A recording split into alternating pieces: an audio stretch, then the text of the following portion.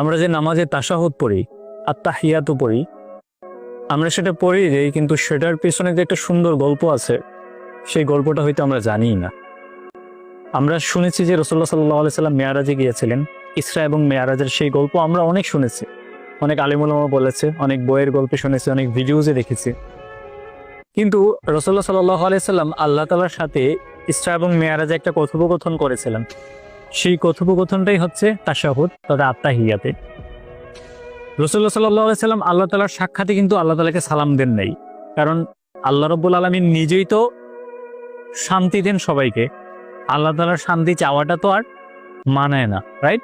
সেই জন্য রাসূলুল্লাহ সাল্লাল্লাহু আলাইহি সাল্লাম আল্লাহ তাআলাকে উদ্দেশ্য করে বললেন যে আত্তাহিয়াতু লিল্লাহি ওয়াসসালাওয়াতু আত-তাইয়্যিবা, যে সমস্ত প্রশংসা, সমস্ত সমৃদ্ধি, সমস্ত পবিত্রতা